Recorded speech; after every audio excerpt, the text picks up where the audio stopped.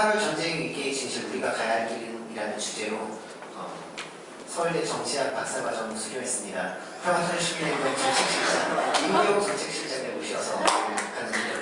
박수. 안녕하세요. 오늘 시국 강연을 진행하게 된 임경입니다. 저는 대학원에서 남북관계와 시민사회를 연구 주제로 해서 연구를 하고 있습니다. 그래서 오늘 강연 주제는 8월 전쟁 위기의 진실 우리가 가야 할 길은 이런 제목으로 최근 7, 8월 언론에서 많이 보도가 됐었던 이 한반도 전쟁 위기 상황에 대해서 설명을 좀 드리고자 합니다. 8월 25일 합의가 나왔었는데 그 합의의 이면에 무엇이 있었는지, 그리고 그 합의가 좀 어떻게 남북관계 개선을 기울여서 할 것인지 아닌지, 뭐 이런 이제 향후 전망 및 우리가 해야 될 일, 가야 할 길에 대해서도 좀 말씀을 드리고자 합니다. 그래서 제가 30분, 35분 정도 설명을 드리면 이렇게 질문 토론 과정을 거쳐서 같이 이제 고민도 공유를 해보고 서로 이제 몰랐던 걸 해결해보는 그런 시간을 가졌으면 좋겠습니다. 우선 8월 전쟁 위기라고 제가 이름을 붙여봤는데 이 위기는 크게 두 가지 측면에서 볼 수 있었습니다. 첫 번째는 표면적으로 드러났던 남북 간의 극한 대치 상황이었습니다. 북한이 준전시 상태를 선포를 했죠. 그리고 한국에서도 최고 전투 태세인 진돗개 하나를 발령했습니다. 근데 북한이 준전시 태세를 발령한 거는 여태까지 5번밖에 없었습니다. 예를 들어서 포에브로 사건이라든지 강릉 이렇게 남북 간에 잠수함 내려왔을 때 남한도 진돗개 하나를 발령했고 북한도 발령했었습니다. 그래서 60년 넘게 몇 번 하지 않았습니다. 근데 그걸 이번에 이제 선포를 했던 것이죠. 그래서 이례적이었고 그만큼 남북 간에 잠수함 50척이 기동했다는 등 미국이 이제 전략 폭격 이런 것도 분탄다는 등 언론 보도가 나오면서 익히가시는 그런 표면적 차원에서의 위기가 있었습니다. 그런데 제 생각에는 그 이면에 혹은 그 심층적인 위기가 더 심각했다고 봅니다. 그건 무엇이냐면 바로 위기 관리 기제가 전혀 작동하지 않았습니다. 결과적으로 남북이 합의를 통해서 위기를 넘기긴 했지만 그 이전까지 그런 극한 대치 상황으로 가는 동안에 위기 관리가 전혀 되지 않았습니다. 박근혜 정부가 손을 놨었고 미국이 그것을 방관을 했었습니다. 그리고 비슷한 말인데 관리 능력 자체를 우리 남한 정부가 상실한 것이 아닌가, 즉 한반도 문제에서의 주도권을 완전히 상실했던 것으로 보일 정도의 상황이 정말로 큰 위기였다라는 생각이 듭니다. 다들 이제 아시겠죠? 8월 25일 새벽이 됐죠. 0시 8월 25일 되고 새벽 이제 하루가 지난 상황에서 남북이 판문점 합의를 이뤘습니다. 자세한 내용은 여기서는 설명하지 않겠습니다. 다들 아실 테니까. 근데 이것은 결과적으로 잘 됐지만 정말로 남북이 이 한반도에 사는 모든 사람들이 공영으로 갈 것이냐 아니면 국면으로 갈 것이냐 라는 갈림길에 놓여 있었다고 평가할 수 있을 정도로 대단히 위기 상황이었습니다. 그리고 이 8월 위기는 이 한반도 정전 체제의 불안 형성이 그대로 드러났던 것이었고 박근혜 정부가 정말 무책임했던 것이 확인되었던 계기였습니다. 박근혜 대통령이 3군 사령부를 가서 선조출보고 지침을 또 내렸습니다. 그런데 다들 아시겠지만 이제 선조출보고가 유명해졌던 건 2010년이었죠. 김관영 국방부 장관이 쏠까요 말까요 묻지 말고 쏘고 나서 보고하라, 선조출보고 지침을 내립니다. 근데 그거를 대통령이 이제 가서 얘기를 한 거죠. 대통령이 군 통수권자인데 최종 책임을 지고 판단하는 사람이 대통령인데 현장에 가서 쏘라고 했습니다. 근데 책임을 질 건지 안 질지 얘기 안 했습니다. 그리고 참고로 3군 사령부는 작년에 윤일병이 폭행 사망했던 바로 그곳입니다. 전방에. 8월 위기에 관해서 간단히 말씀드리면 키워드 중심으로 제가 준비를 했는데 지뢰 폭발이 있었고 폭격이 있었습니다. 8월 4일에 지뢰 폭발이 있었고요. 그죠? 20일에 또 폭격이 있었고 며칠 지난 날에서 25일 밤에 새벽이죠. 새벽에 이제 합의가 있었는데 그 8월에 이제 한 3주 정도 순간하게 달려왔고 온 국민이 되게 걱정을 많이 했었다. 그래서 경제적으로 타격이 컸다라는 신문 보도가 나왔었는데 제가 우려스러운 것은 그때 이제 8월 4일만 하더라도 그 부대에서 발표하기에는 이제 그러니까 비가 많이 와서 이제 유실대지가 터졌다라고 참참에서 얘기했었습니다. 북한에서 별 움직임이 없었다. 그런데 이제 8월 9일에 이제 민주당 김광진 의원이 새민연이죠. 새정년에 이제 김광진 의원이 지뢰가 북한과 같다 얘기를 하고 난 다음에 다음날 합참에서 북한격 확실하다 얘기가 되면서 급격히 긴장이 고조되면 실제로 한 열흘 정도 대북 확산기 방송도 이제 재개가 됐고요. 북한에서 48시간 최후 통첩을 하기도 합니다. 이게 너무나도 이렇게 이례적이었고 이제 겪어보지 못했던 일이었습니다. 그런데 이제 우려스러웠던 것은 예전과 달리 전쟁하자는 여론이 되게 높아졌습니다. 그러니까 천안함 때만 하더라도 많은 의혹이 제기가 됐고 이명박 정부가 천안함을 계기로 해서 대북 강경 정책을 피는 거에 대해서 많은 문제 제기가 있었습니다. 비판도 있었고, 근데 이번에는 지뢰 폭발 폭격 있은 이후에 전쟁을 하는 여론이 급격히 고조가 됐습니다. 보복을 해야 된다, 어쨌든 타격해야 된다 이런 여론이 매우 고조가 됐었는데 일면 이해할 수 있습니다. 왜냐하면 어쨌든 그 비무장지대였고 사람이 사는 곳이 아니었긴 했지만, 그리고 물론 의혹이 제기된 부분도 있긴 합니다만, 어쨌든 만약에 진짜 북한이 이제 포격을 했다면 우리가 대응 사격을 하는 것도 정당하고 뭔가 되게 그 이상의 복수를 하고 싶은 마음이 국민 사이에서 생기는 것도 이해는 합니다. 그런데 길게 봤을 때 감정적으로 대응하는 것이 과연 현명한 것인가? 라는 문제 제기를 하고 싶습니다. 유명한 말이죠. 수술은 성공합니다. 그러나 환자는 죽습니다. 이 말은 원래 있던 말입니다. 예전부터 의학 드라마에서 보셨던 말을 하고, 이것이 좀 회자가 됐던 것은 94년 전쟁 위기 이후, 그리고 2000년 이후에 이제 94년 전쟁 위기 실상이 드러나면서 다시 한번 회자됐던 말인데 이겁니다. 94년에 6월에 클린턴 대통령이 북한의 영변에 있는 핵 시설을 폭격하겠다고 결정을 합니다.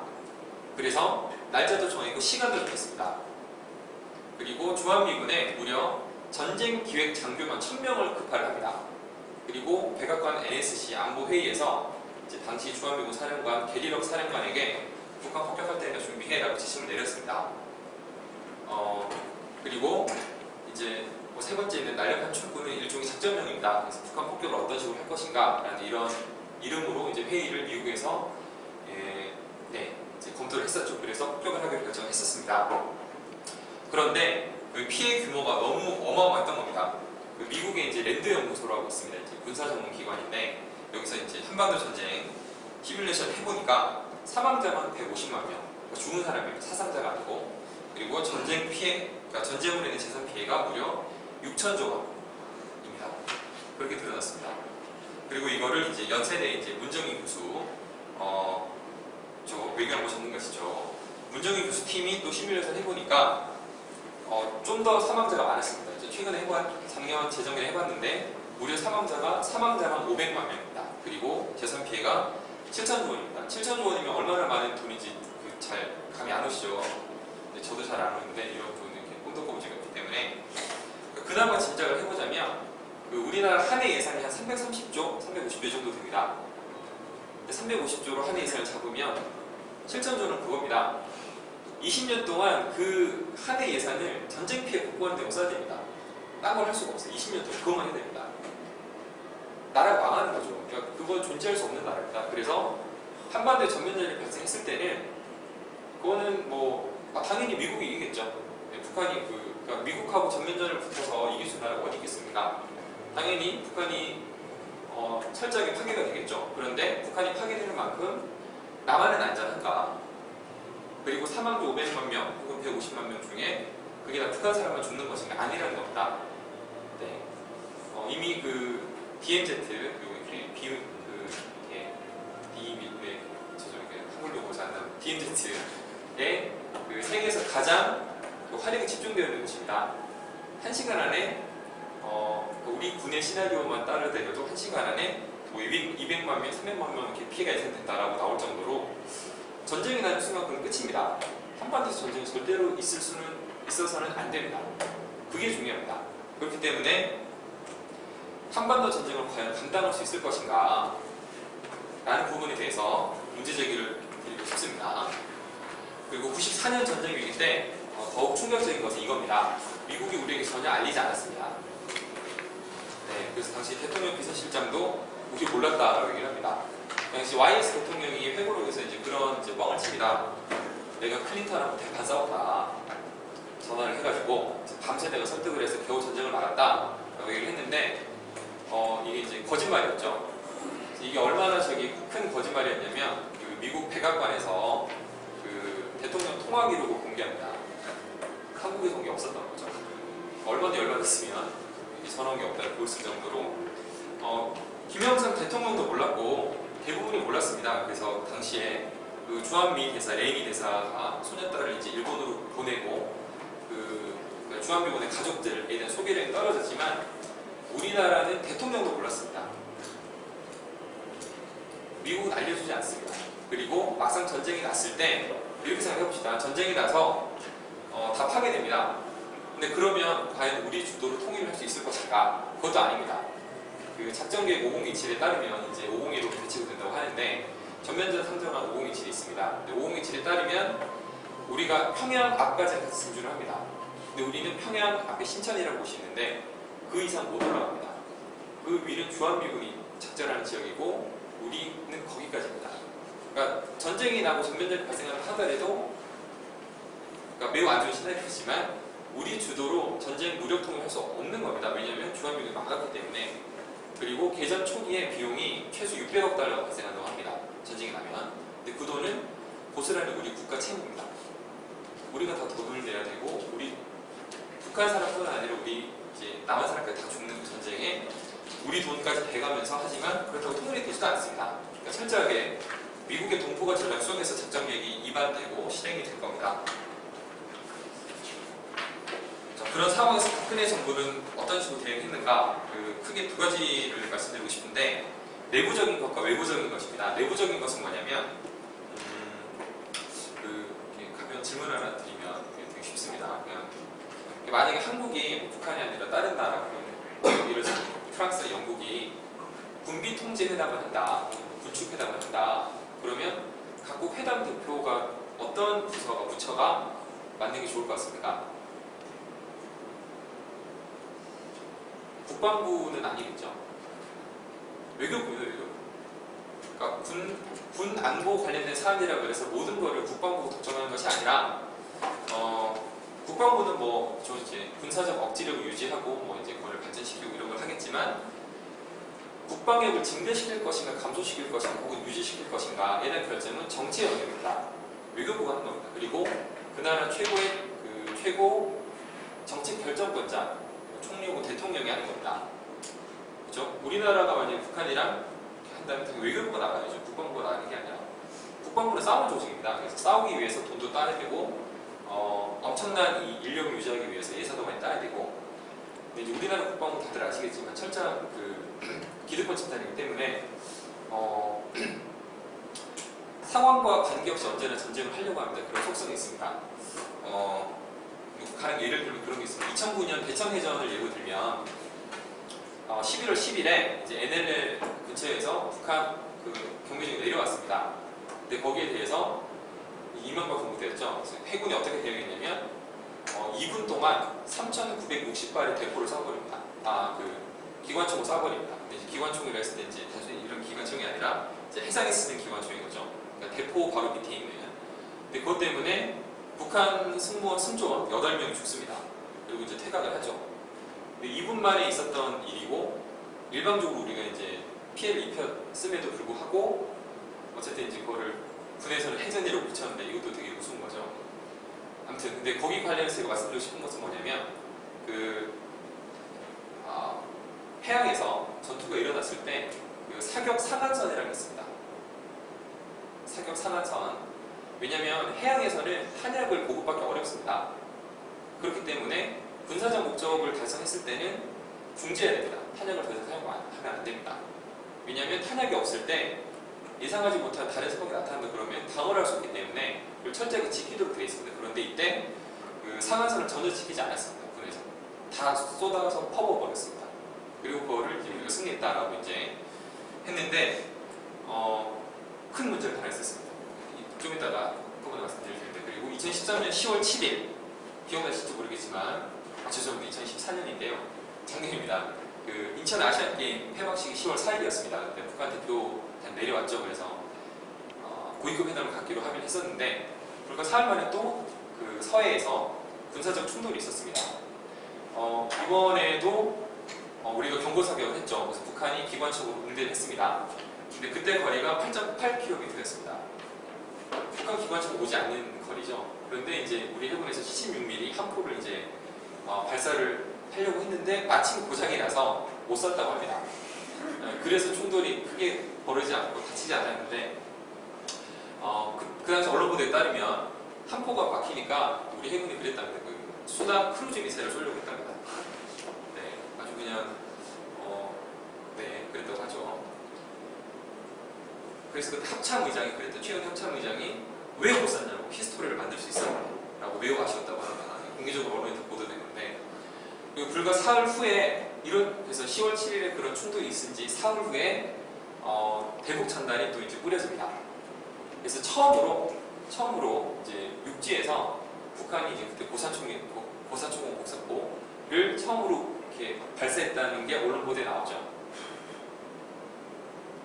이 세 사건은 다 다르지만 제가 말씀드리고 싶은 공통점은 하나입니다. 이때 청와대가 뭐라고 그랬냐면 군이 알아서 하세요라고 그랬습니다.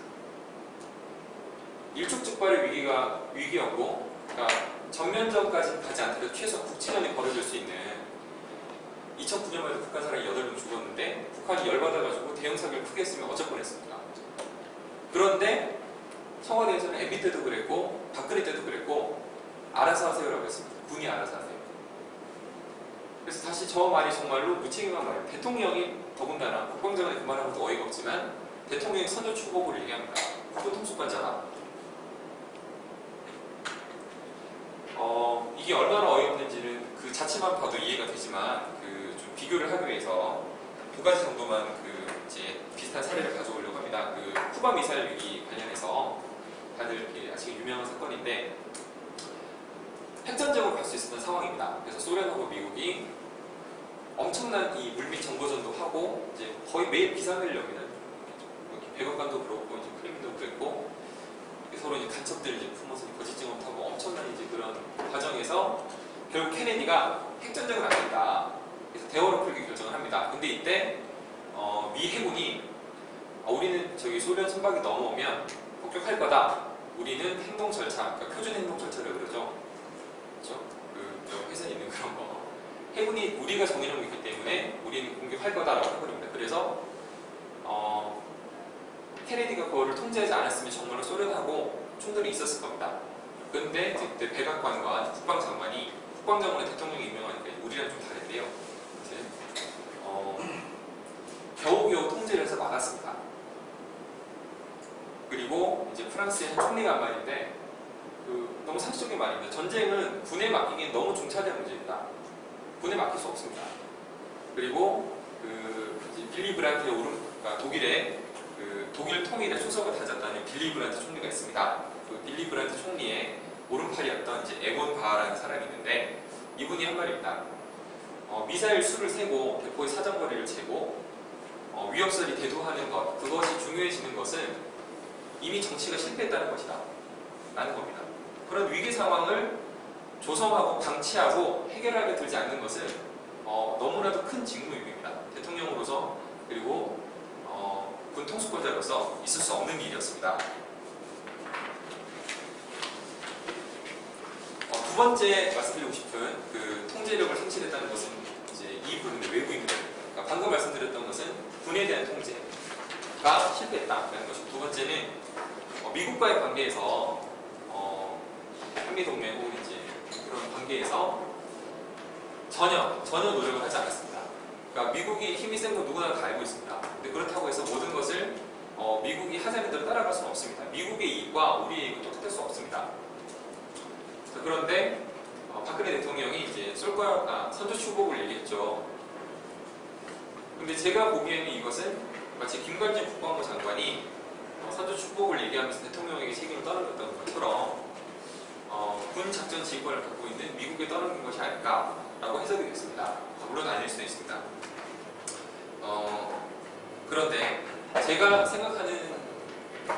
제가 그렇게 생각하는 이유가 있습니다. 왜 그러냐면 미국의 작전 계획이 변화했다는 부분을 우리가 좀 알아야 됩니다. 그러니까 대단히 공격적으로 바뀌었습니다. 이것과 관련해서 두 가지를 말씀드리고 싶은데, 첫 번째는 작전 계획을 바꾸자는 하는 방식이 대단히 일방적이었다는 겁니다. 작전 계획 5029를 들어보셨나요 혹시?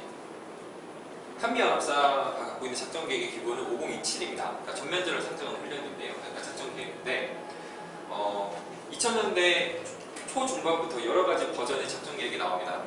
그 북한에 대한 선제 폭격 이 내용이 담겨 있는 5026이 있고요. 전면전인 5027이 있고 급변 사태 시 우리가 먼저 쳐들어갈 수 있다는 5029가 있습니다. 네. 그런데 이 5029가 뭐냐면 북한의 급변 사태가 발생하면 우리가 먼저 선제 공격을 할 수 있다는 것이 내용입니다. 이게 이제 개념 계획이죠. 개념 계획. 개념 계획은 그냥 말 그대로 컨셉. 그래서 작전사령부 수준에서만 이제 갖고 있는 겁니다. 이런 시나리오가 있을 수 있다. 그런데 2003년부터 미국의 이제 럼스펠트 국방부 장관일 때 한미연합사의 그러니까 개념계획 5029를 작전계획으로 만들자라고 요구를 하면, 근데 작전계획으로 만들자고 했을 때 이 말은 어떤 의미냐면 개념계획이 작전사령부 수준에서 공유되는 정도였다면 작전계획은 예하 부대 1선 부대까지 작전계획을 공유하는 겁니다. 그리고 부대 자체의 작전계획을 세웁니다. 그러니까 실행이 가능하다는 거죠. 네.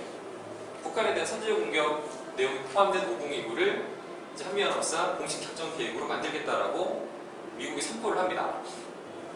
그리고 이제 거기에서 이제 우리나라 국방부도 협력을 하죠.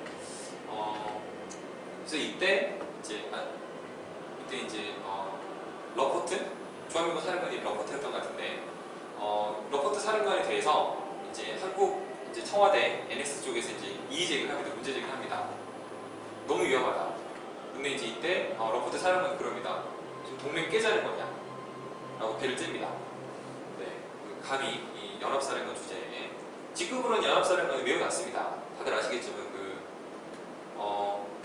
근데 이제 직급은 낮지만 실제로 이제 그렇지 않기 때문에 그런 거를 이제 잘 상상이 안 되지만 직급상으로는 박근혜 대통령이 한미연합사령관한테 전화해서 너 이거에 저거에 명령할 수 있습니다. 왜냐하면 연합사령부잖아요. 그러니까 이제 미국 대통령, 한국 대통령이 제일 위입니다. 그리고 그 밑에 한국 합참하고 미국 합참이 있습니다. 그리고 그 밑에 연합사령부입니다. 직급상으로 이제 두 단계는 아는데 뭐 더 낮을 수도 있죠. 그런데 그 한미연합사령관이 청와대에서 문제 제기를 하니까 지금 미국하고 동맹 깨자는 거야? 라고 이제 협박을 할 정도로 힘의 불균형이 이제 심한데, 아무튼 그래서 그때 이제 노무현 대통령이 이제 부시하고 직접 이제 회담을 해서 이제 작전 계획은 막았습니다. 그건 매우 잘했죠. 근데 이명박 들어서 이제 공식화됐습니다. 플랜 B까지 설치가 되면서 만약에 북한을 점령하면 중국이랑 미국이 공동 관리하는 내용을 이제 작전 계획에 담았는데 이걸 이제 우리 정부가 승인을 했었다는 거죠. 이명박 때입니다. 그리고 이제 네 번째 적극적 혹은 맞춤형 억제 전략인데, 이건 언론에서 약간 언론마다 조금 다르겠습니다. 뭐 능동적 억제 전략 쓰는 모습도 있고 뭐 맞춤형 적극적 이렇게 쓰는 것이 있는데, 핵심은 이제 2010년부터 한미 간에 논의가 됐던 개념입니다. 역시 이거의 핵심은 선제 공격입니다. 저 말을 누가 했냐면 재작년 을지 프리덤 가든 훈련 때 이제 유엔사가 16개의 나라의 군 대표를 초청을 합니다. 그리고 우리의 작전 계획을 설명을 합니다. 근데 작전 계획을 듣더니 이제 거기 참가했던 16개국 군 대표가 이렇게 반문을 했다는 거죠. 국제법을 어기면서까지 선제 공격을 하겠다는 것이냐? 라는 겁니다. 미국이 이런 식으로 북한에 대한 선제 공격을 포함한 작전 계획을 요구해왔고 관철시켰고 그걸 또 이제 을지 프리덤 가디언 훈련에 적용을 해보고 있습니다. 이미 하고 있죠. 언론에 드러나는 것이 예를 들어서 김정일 제거 작전이 이미 포함된 그런 작전 계획 5029가 이미 합의가 진행이 되고 있습니다. 그래서 이걸 먼저 보시면 최근에 이제 그 합참 의장끼리 한미의 합참 의장끼리 합의를 했다고 합니다. 작전 계획에 기존에 있었던 5027, 5016, 5029, 5030을 통합해서 5015로 합의를 했습니다. 그 전과의 차이는 뭐냐면 5027은 단계가 있었습니다. 북한군이 쳐들어오면 준비해서 격퇴하고 진군하고 점령하는 5단계 내지 6단계의 시나리오가 상당히 돼 있었습니다. 근데 2003년부터 미국이 이런 말을 합니다. 동시성 얘기해요. 동시성. 동시성은 뭐냐면, 그러니까 격퇴하면서 바로 진군할 수도 있고, 그러니까 꼭 스텝 바이 스텝이 아니라 동시에 갈 수 있다. 근데 이 말은 뭐냐면 우리가 바로 칠 수 있다는 겁니다.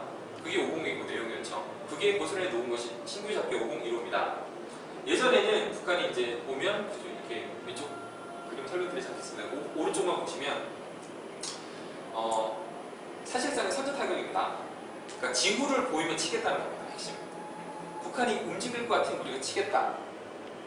미국의 3대 핵전력은 물론이고 한국의 육해 공군 모든 수단을 동원해서 먼저 치겠다. 킬체인 이러고 나온 게 바로 여기입니다. 여기 포함되어 있는 거죠. 그리고 저기 이제 사실상 현재 타격은 여기 이제 중앙일보 기사에서 캡처를 한 건데 중앙일보 기자도 그렇게 생각한 것 같습니다. 근데 중앙일보뿐만 아니라 그러니까 진보보수를 망라하고 이것은 실제로는 사실상 선제 타격이다라는 것은 거의 공론화된 사실입니다. 그것을 지금 추진을 하고 있습니다. 그런데 이런 작전 계획이 합참 수준의 합의가 되고 했다는 것은 이미 박근혜도 오케이를 했다는 건데 한국 대통령이 이제 북한하고 대치하고 있는 남한의 대통령이 그런 상황을 관리하려는 쪽보다는 선제 타격을 포함한 작전 계획을 승인했다는 것 자체가 매우 큰 문제다라는 걸 이렇게 지적을 드리고 싶습니다. 그리고 8.25 합의 이후에 일어났던 일을 간단히 설명드리면 그런 겁니다. 뭐 여러 가지 이제 지적하고 싶은 것들이 있는데 과연 합의를 지킬 의지가 있는가라고 문제 제기를 할 수밖에 없는 행동들을 많이 하고 있습니다. 먼저 첫 번째 항공권인데 언론이나 이른바 군사 내지 정치 전문가들이 전형적인 화전양면 전술이다, 숨은 의도가 있다, 뭐 이런 식으로 얘기를 하는데 이건 좀 웃긴 얘기입니다. 화전양면 전술 안 피는 나라가 어디 있습니까? 그렇지 않습니까? 우리도 화전양면 전술을 피고 있죠. 모든 나라가 하고 있죠. 협상도 하고 군사적 대치를 하기도 하지만 협상을 합니다. 필요할 때 자기가 이 전략을 택하는 게 좋다고 할 때 자주적으로 선택할 수 있는 것입니다. 근데 그거를 마치 이제 북한의 어떤 속세 있는 화전양면 전술이라고 더 씌워버리면 자연스럽게 선악 구도가 형성이 됩니다. 북한에 하는 거 무조건 틀렸고 우리가 하는 거 무조건 맞고. 그런데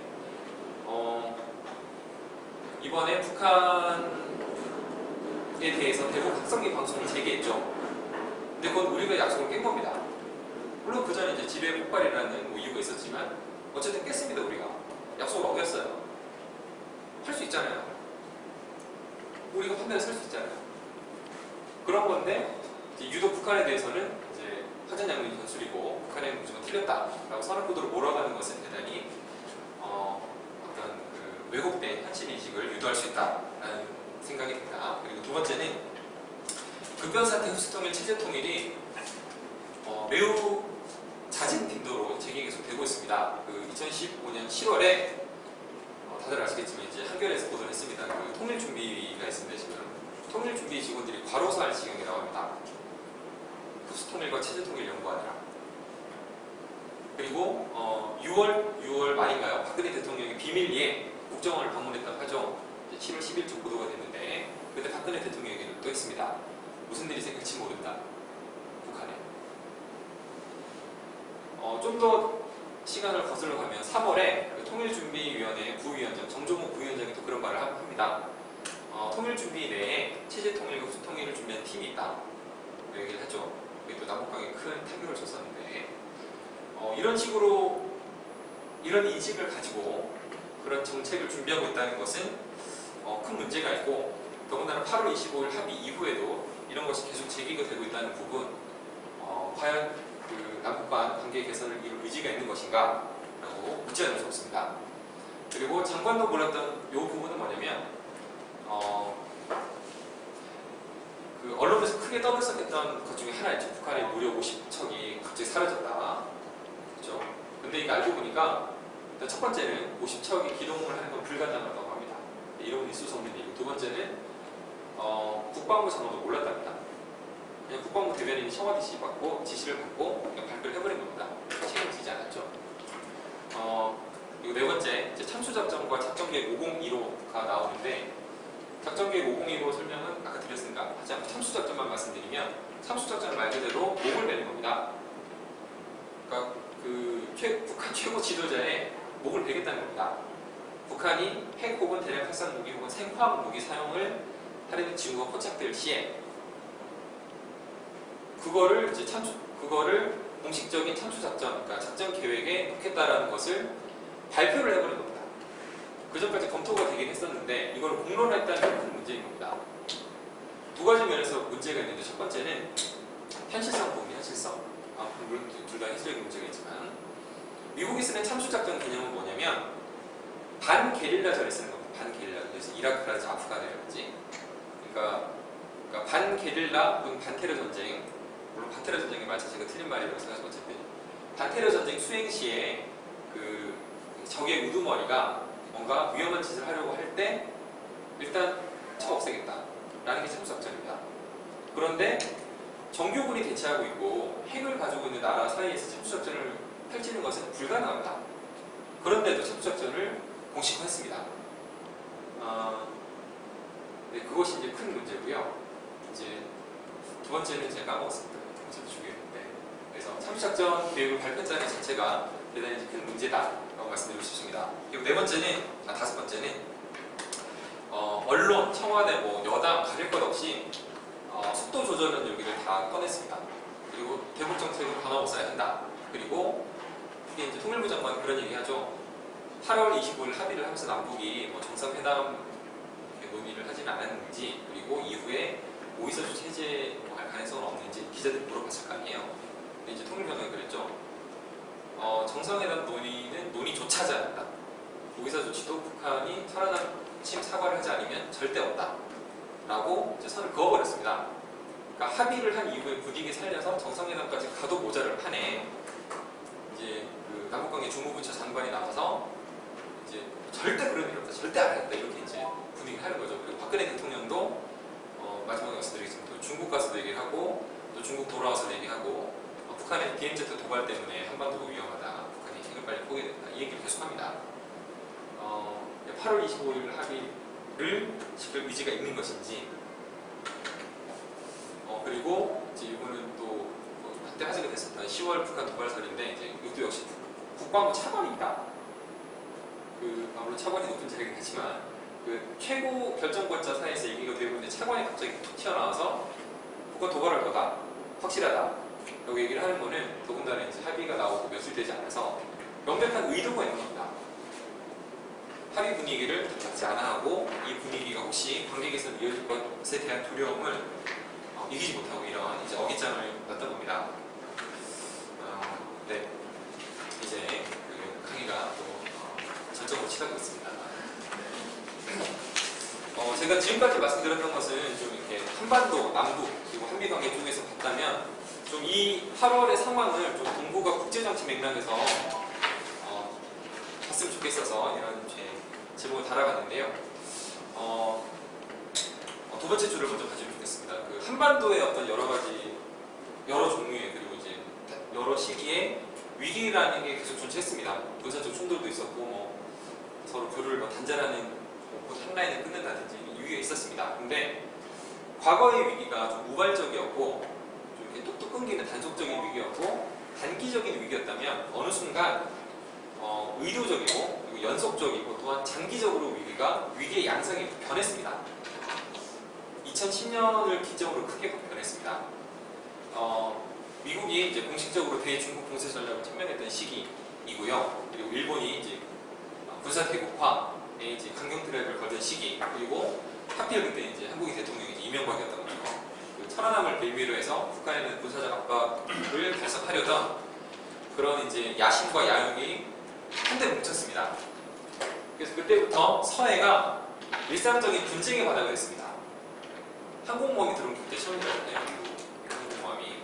그리고 미국과 중국 간의 그 이제 갈등이 두 나라 간의 갈등이 아니라 동북아 전체에서 여러 지점에서 이렇게 갈등 지점을 만들어내고 있습니다. 그 한반도에서도 쭉 필리핀까지 쭉 내려간 요 선에 따라서 대치를 하고 있죠. 네. 그렇게 되면서 동북아 전체의 위기가 높아졌을 뿐 아니라 한반도에서 위기까지 상시화됐습니다. 이게 큰 문제입니다. 그리고 2013년에 역시 2013년에도 이제 언론에 크게 보도가 되지는 않았지만 이제 북한 군사 전문가들이 전쟁 위기를 방불케 할 정도로 매우 상황이 안 좋았다 얘기를 했습니다. 왜 그랬냐면 2013년에 미국이 북에 대한 핵 선제 타격을 할 수 있다고 공론화했습니다. 이게 뭐냐면 이렇게 좀 특별히 어려운 말은 아닌데 그 전에는 핵을 갖고 오긴 했지만 우리가 쓰겠다는 얘기를 공식적으로 그렇게 하진 않았습니다. 그러니까 이제 독트린 수준에서 그러니까 부시가 북한에 대한 선제 공격을 할 수 있다라고 2002년 악의축 얘기하면서 하긴 했지만 근데 이제 핵무기를 실제로 쓸 수 있다라고 위협을 한 것은 2013년 처음입니다. 그러니까 핵무기를 쓰는 것이 사용 가능 옵션이 된 겁니다. 한반도가 핵무기를 쓸 수 있는 지역이 됐습니다. 그리고 대리전장으로 각인되기 시작했습니다. 미 중간의 갈등 속에서 이건 역시 큰 위기입니다. 그리고 그 과정에서 미국이 이제 사드 배치를 밀어붙이고 있고요. 강정 해군기지 건설을 거의 지금 완성해 가는 단계입니다. 그리고 또한 한미일 정보 공유 약정을 통해서 그 미일 동맹의 충실한 어떤 보조자, 하위 파트너로서 한국을 끼워 넣고 있습니다. 과거사 문제에 대한 이제 애매한 입장 혹은 우리를 분통 터지게 하는 일본 편을 드는 말을 하는 이유가 이겁니다. 그런데 이런 급박하고도 심각한 위기 상황에서 박근혜 정부가 어떻게 대응을 하고 있는가 끌려 들어가고 있습니다. 올해 2월 말이죠. 3월 1일인가 웬디 셔먼이라고 들어보셨습니까? 한때 언론을 달궜던 이 사람은 그렇게 얘기했습니다. 민족적인 감정을 활용해서 값싼 박수를 받을 수는 있다. 정치 지도자가. 근데 그렇게 해서는 안 된다 얘기했습니다. 연설 내용은 그거였습니다. 한중일 삼국 지도자에게 공이 역사 문제에 대해서 좀 전향적인 입장을 가지고 미래를 바라 얘기했습니다. 실제로는 일본 편을 들어준 겁니다. 그랬더니 여기에 대한 문제제기 없이 3월 1일에 기념사에서 박근혜 대통령이 일본을 이렇게 얘기했죠. 50년을 함께할 동반자다. 아주 그냥 국민들의 속을 뒤집어 놓는 발언을 헛되고 한 건 아니지만 또 했었죠. 그리고 6월에 그 주한미군 측에서 또 이제 터뜨렸습니다. 청와대가 우리한테 사드 배치를 어떻게 하면 어떤 명분으로 하면 국민들을 설득할 수 있을지를 물어왔다고 얘기했습니다. 청와대는 부인했지만 미국이 사드 배치를 하려고 하는 것도 위험하고 우리로서는 받아들이기 힘든 것인데 한국 정부가 야 우리 국민 설득하게 좀 스크립트 좀 만들어줘 이렇게 얘기를 한 거죠. 이때 그 청와대가 공식 반응이 그거였습니다. 첫 번째는 이런 거 부탁한 적 없다. 그런데 그 다음 말이 좀 웃겼습니다. 공식 입장은 국방부한테 들어가라. 어이가 없는 겁니다. 아니 사드 배치라는 정말로 이렇게 전략적인 차원의 결정을 국방부한테 물어봐라 했습니다. 청와대가. 어이가 없는 거죠. 거기다가 이제 미국과 유엔이 인권 공세를 본격화하기 시작했습니다. 아까 참수작전이 그 적 지도자의 목을 베는 거라고 했는데 작년부터 이제 북한 인권위원회 유엔 산하의 북한 인권조사위원회 활동을 했었고 보고서가 나왔습니다. 작년 3월에 나왔죠. 거기에 나온 게 뭐였냐면 북한 김정은을 인권 유린의 책임자로 명시를 했습니다. 그리고 국제형사재판소에 회부하는 거. 근데 형사재판소에 회부하려면 체포해야 되잖아요. 북한 들어간다는 얘기인데 현실성이 없지만 그런 내용을 담은 인권위원회 권고안을 냈습니다. 작년 4월이었습니다. 근데 작년 9월 유엔 연설에서 박근혜 대통령이 그랬습니다. 북한 인권위원회 권고사항을 북한이 받아들여야 한다. 그거를 이제 북한 대표부 면전에다 대고 얘기했습니다. 그리고 그런 인권에 대한 조사 및 그런 실무 작업을 할 이제 헤드쿼터 이제 사무실이 있어야 되는데 그거를 서울에 유치를 해버렸습니다. 박근혜 정부 6월에. 네, 이런 상황입니다. 그리고 8월에 또 전승절을 가더니 또 속을 뒤집어놨습니다. 뭐냐면 첫 번째는 이제 8월에 DMZ 도발이라고 언급을 함으로써 이제 8월 25일 합의의 어떤 이제 대화 분위기를 일가 한 방에 이제 때려잡았죠. 그리고 시진핑 주석과 정상회담을 했는데 통일을 위해서 중국하고 적극적으로 협력을 하고 논의를 하기로 했다라고 이제 밝혔습니다. 근데 다들 아시겠지만 그 통일은 중국이랑 하는 것이 아닙니다. 북한하고 하는 겁니다.